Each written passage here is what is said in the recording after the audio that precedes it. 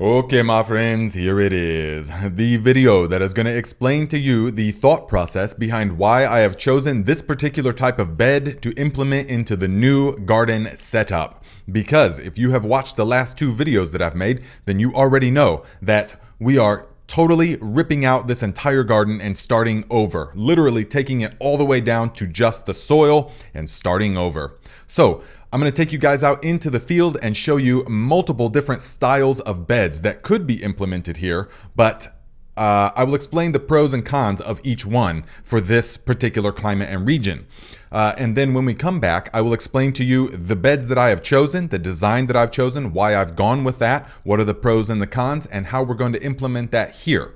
So you have to keep in mind that I will make a separate dedicated video showing the garden layout and why it's laid out this way. But just understand that we have space for a 3-foot row, a 10-foot bed, a 4-foot row, a 10-foot bed, and another 3-foot row.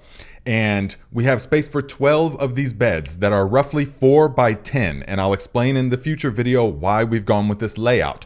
But each bed's going to be 4 by 10. Now, we need 12 of those beds, okay? And then we need 7 trellis beds with a trellis on them. So the trellis beds can be about 6 feet long and about 3 feet wide. So those are the calculations that we're going to go with. And I'm going to take you with me, and we're going to do rough calculations as far as what the cost of each style of bed would be and pros and cons. And then when I show you the bed that we are going to go with, we will do a cost breakdown, rough cost breakdown of that for you guys. So let us get into it. But as you watch, guys, leave your thoughts, share your thoughts in the comments as far as what do you see are pros and cons? Which style of bed do you think that we should go with? And which style have you gone with? What are some pros and cons of the beds that you have chosen? Let everyone know in the comments below. Okay, my friends, first thing we're going to do is take a look at Viking Mom's garden, and here we have the grow bag garden. So these are fabric grow pots, 150 gallons a piece on top of landscaping fabric and irrigated every day with this sprinkler system, as you saw in one of my previous videos. Now, grow bags can be very advantageous. They definitely have their place. As you see here, they can grow really good produce. Now, their main advantages are that they're very quick and easy to establish. And especially for beginning gardeners, they're very forgiving as far as watering goes. They only hold water to saturation. Beyond that, they will drain. So you cannot overwater a grow bag garden. So you can get these really good results. And if you fertilize properly with some Viking granular nutrients, then it forces the roots to grow only, to consume only what is in the bag instead of more benign soil if you put it into the ground. So they have their pros and cons, but the con is that they dry out really quickly. So these bags can dry out literally in one day of being in the blazing sun. So you pretty much have to water them daily. Now for our setup, we would need about 30 of these bags, which at $15 a piece would be about $450. So that's not a terrible price at all, but the soil. So if we wanted to use bag soil, which we wouldn't, but if we had to use bag soil, then we would need 450 bags of these, okay? And at $32 a bag from Amazon here, that would be about $14,000, which is cost prohibitive. Among many other reasons, we're gonna give a pass on these grow bags, and they only are gonna last about 2 to 5 years maximum. Okay, next setup we're going to look at is the watering trough garden, and we see these here with Viking Mama, and she is helping us look at these watering troughs at the Tractor Supply, because you see these on Instagram and Pinterest and stuff, Facebook groups all the time, and they have their place. They definitely have their place. As you will see in the springtime, they definitely have their place, but at $350 a pop, that means that we would need about 19 of these. So that's going to be about $6,600. And for us at this time, that's cost prohibitive. Not only that, but these are closed to the ground, and we need ours to be open to the ground. But as you will see in the springtime, there are situations where you do want it closed to the ground, which I will explain later in those videos. But for us, again, we're going to pass on these. Also, these trough-like things, they are not nearly enough soil to successfully grow things. So we are going to pass on these as well. Okay, next setup we're going to look at is the Vigo or Vego. I'm not sure how it's said. The metal. Now, this is much closer to what I like to see, okay? Just 11 inches tall, so they're still going to have plenty of access to the earth, and there's many different configurations. So these are pretty good, except we would need to get we would need to configure it so that it's about 3.5 by 5, all right? And so we would actually need 2 of these per a given garden bed space. So we're going to have to figure in 2 of these for each of the 4 by 10 given space. So if we did something like that, then we would have to calculate it.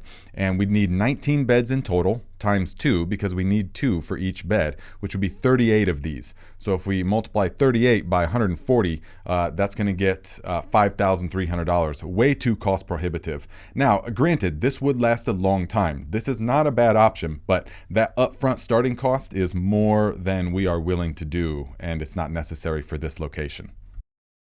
Okay, next setup we're going to look at is the Hugelkultur. Now, classic Hugelkultur, I experimented extensively with this in California, and I will explain why I do not use it.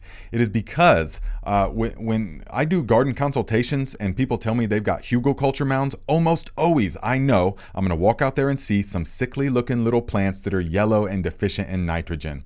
And this is because the initial engine of decomposition is bacteria, and the gasoline for that engine is nitrogen. So when you bury all this carbonous, woody material, the bacteria will digest that first. And so it will go in there and it will temporarily tie up available stores of nitrogen in the soil in order to decompose that wood. So what you end up with is just kind of mostly sickly, starved looking little plants. I've never seen a real thriving Hugelkultur mound. They always are just kind of, yeah, you can plant some perennial shrubs and some perennial herbs and stuff. That can be nice. But as far as intensive, real high intensity, high yield gardening like what we're going to do, that's not the ideal setup. So Hugelkultur definitely has its place, don't get me wrong. But in my type of setup where it's going to be very high intensity, high return, high investment, high return, Hugelkultur is not what I'm going to be wanting.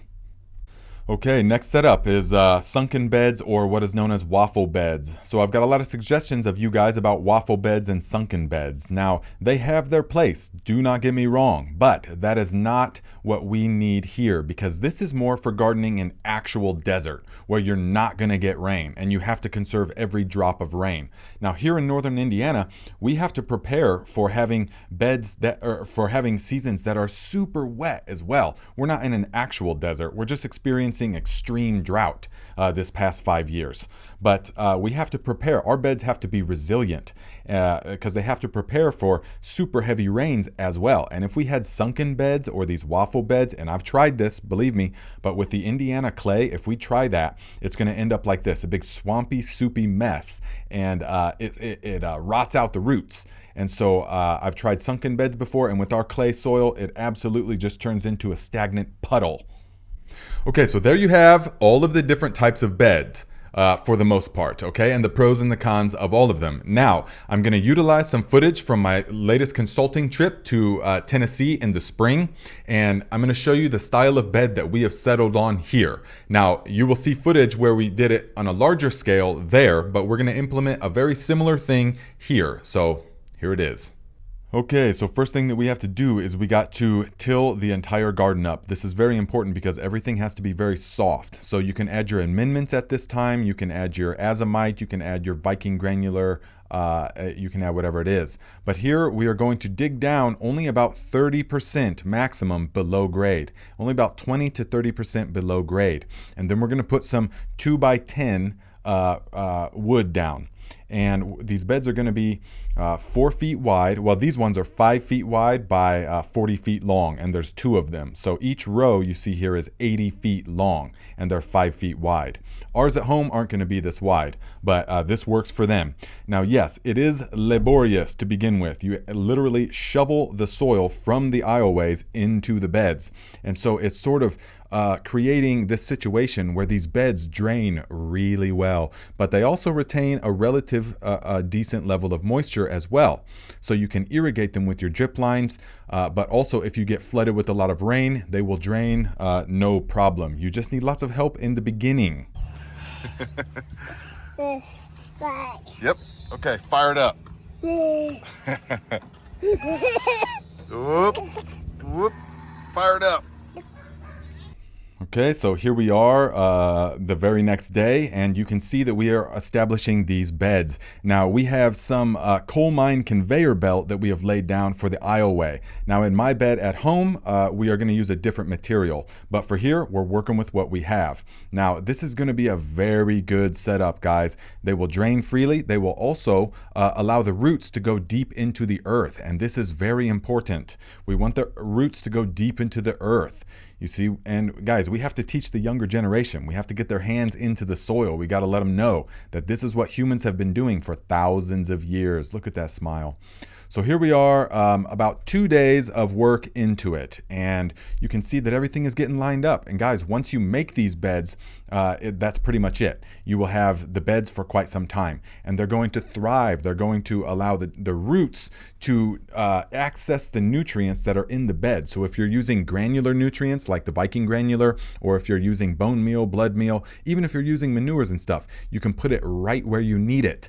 And if you're irrigating, like we're going to in the next year, then you can put the water right where you need it. So this is the ideal setup because it allows the plants to still go into the ground, but it also allows you to custom tailor exactly what the plants are getting. So here's a couple shots of the finished product. Beautiful garden. And so when we plant into this, guys, we're going to use the landscaping fabric. Look at that. No weeds are coming up through this stuff. Here's potatoes that we're growing through the landscaping fabric. Here is some cabbages. Here's some tomatoes. It's all happening. So for the home garden, we're going to use these 2x10 by 10s, and they're about $9 a piece. We'll round up. And so for 19 total beds, we'll need 3 of these per bed, and that's overkill even. But that's 57 boards. So 57 times 9, that's $513 worth of wood. And for me, for the next 3 to 4 years, give or take, that is a very good happy medium. So there you go, my friends. Hopefully you gained something from the video. Give it a thumbs up. Also, share your experience with different kinds of beds in the comments. Let people know what beds have worked for you. How long have your wood beds lasted? How long have your metal beds lasted? Have you done Hugelkultur? Have you had real success doing Hugelkultur? Things like this. Let everybody know in the comments. Also, let me know what you want to see specifically of this process. So we're going to be doing it over the next couple of months, and then also in the springtime, the drip lines, all kinds of stuff. Let me know in particular what you want to see more of. I will see everybody right here every Saturday at 12 noon Eastern time for the live Q&A.